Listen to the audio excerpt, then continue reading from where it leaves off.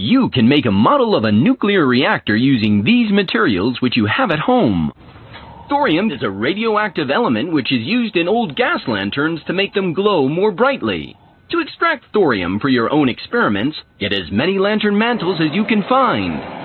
Blowtorch them into a powder. Mix the powder with some lithium from a battery, then wrap it all up in foil. Now heat your chemicals in a tin can filled with cooking oil. This will give you pure radioactive thorium. If you have enough of it, you can fuel a nuclear reactor. In a reactor, thorium can change into uranium or plutonium, which is used in nuclear bombs.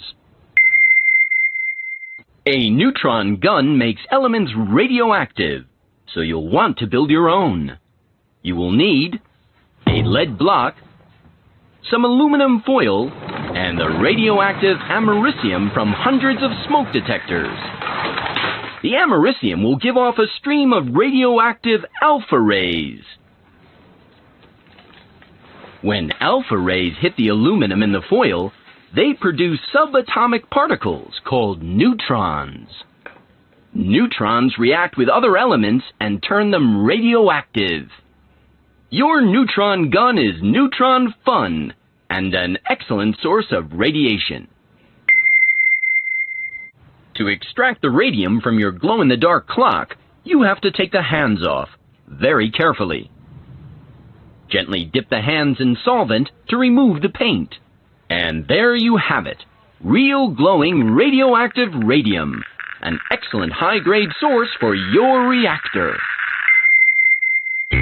It's time to bring together everything you've learned from your nuclear experiments. Place the americium from the smoke detectors and radium from the clocks on a piece of foil. This will be the radioactive core of your reactor.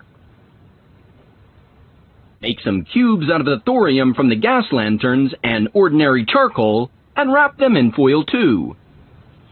Arrange the cubes into a bigger cube.